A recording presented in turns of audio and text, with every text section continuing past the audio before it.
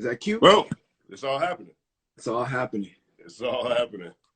All right, man. So this is Debate Down #1. Thanks, everybody, for joining us. We're going to wait for more people. What's up? So what this show... Yeah, we got an hour. We're going to be rocking with you guys. We've got a bunch of different topics. Two of the most respected voices in hip-hop media are going to go back and forth on different topics that we've selected. Mers has picked out 4 different topics. I've done the same. And we're going to give 4 minutes between each. We get 4 minutes for each topic. And then with 20 minutes left, we're going to open it up to questions or anybody else who has other things they want to ask us or they want us to address. Mers, you got a disclaimer? Oh, yeah. I'm an artist. I'm biased. I'm giving harsh opinions. But these are all artists I admire and respect. It's just my personal opinion. But if I say something about Eminem, understand that I recognize that he's reached heights that I have not yet risen to. Same goes for Jay-Z, Gucci Mane, Guap Dad, whoever we talk about today. I admire all these people and respect them. This is no shade. Just you know, letting you guys in this inner circle talk. Word up. And I am biased too, because this is art, and I think it's okay to be biased. You just can't have no facts or wrong facts. Off top, you ready to get started, Mers? Let's do it.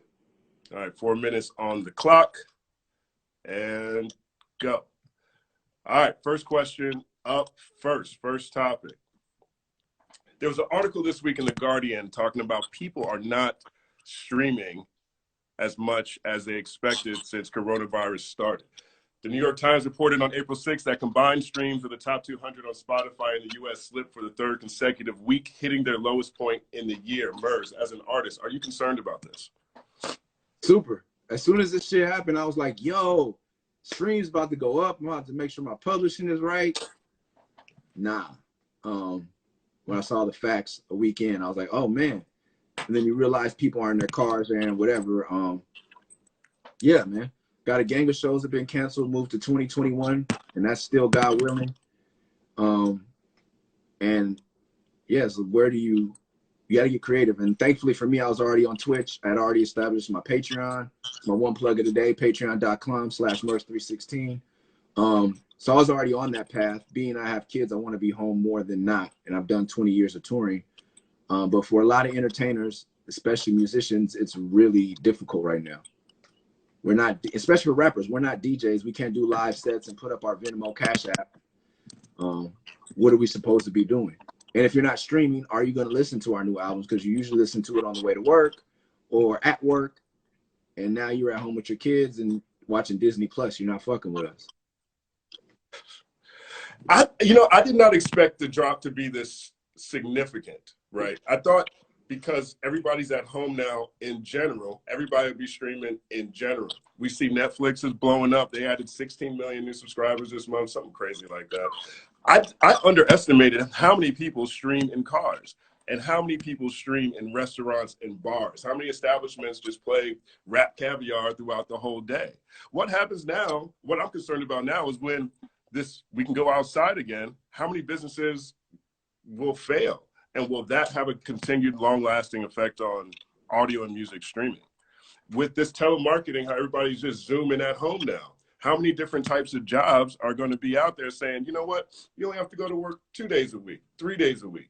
What's the long impact of that on long-term streaming numbers? If people are scared to go outside to concerts and they're scared to go to shows in a big bulk, how do you do those special artist deals where buy a ticket, you get extra songs? Does this have a long-term effect on what's happening with the viability of what I felt like was a recovering music market? Yeah. But at the same time, how thankful are we for streaming? Because everyone was complaining about it. But if we were dependent on physical record sales right now, woo, no one's going to Tower Records. If this was, you know what I mean? Right. Happened in '99. No one's going to Tower Records, and we would have no way to get our music to people. Exactly. And monetize it. Napster would be going crazy. So are you concerned? You think you'll be able to come out of this okay? You think you're gonna have to change your strategy a little bit? No, I was already changing it, so I'm ahead of the curve as usual. So I'm good. You know what I mean? I just wonder how long it's going to take labels, especially indie labels, to say, hey, Patreon makes sense. I have 12 artists on my roster. For them to give me an exclusive song every month is nothing. That's how HBO capitalizes. They have all the content creators. Right. So you have all these content creators. How long is it going to take for you to come up with a subscription-based service?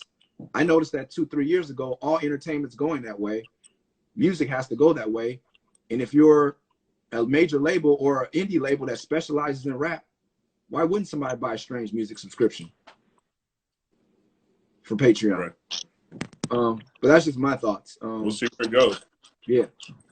Well, look out for that. That's going to be a long-term threat to anybody trying to, you know, establish themselves as a viable musician and have a career in music. That's 4 minutes. Next topic. All right.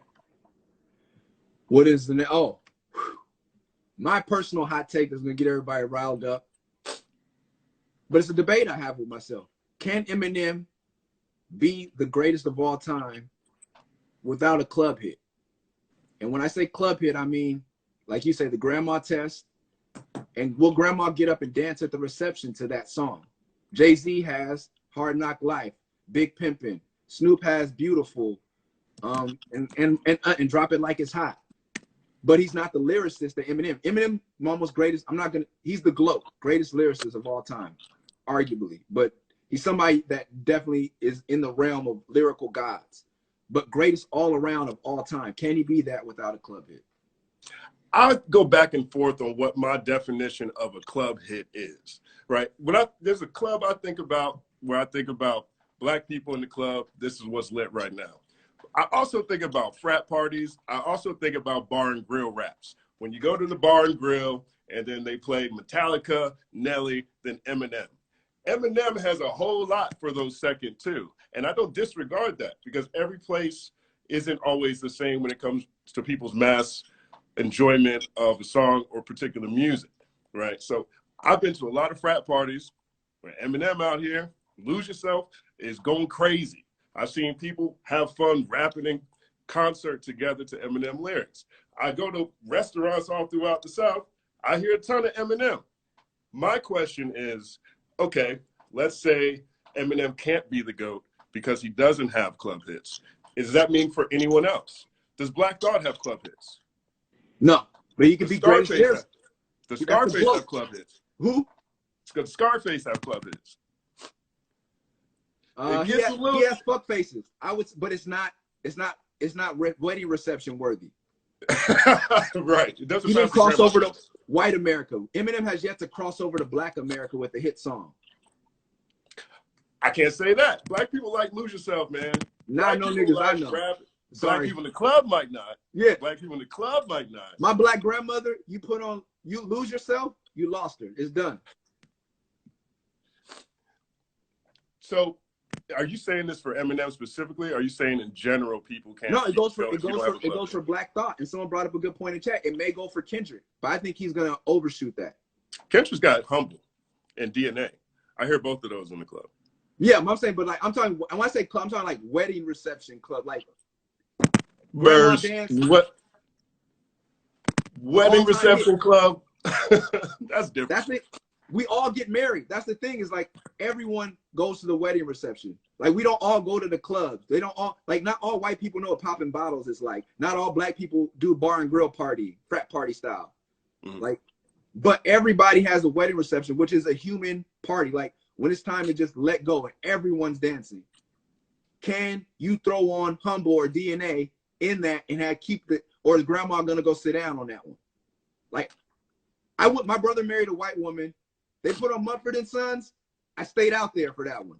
Not too familiar, you know what I mean? But when my white friends get married and that comes on, good. But the Sweet Caroline, I'm sitting my ass down. It's funny. I've been to a wedding. I went to a wedding recently and they played All Right. Does that count?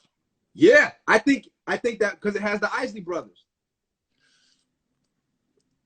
That's a good question. I don't think about weddings in the club as the same at all. I think of weddings as more like bar and grill. I think Eminem has a few bar and grill raps, but I do agree with your point. I don't think you could be the GOAT and not be embraced by every demographic, every market. I think that's incredibly, incredibly important. All right. Yeah. That's 4 minutes. Next All topic. right.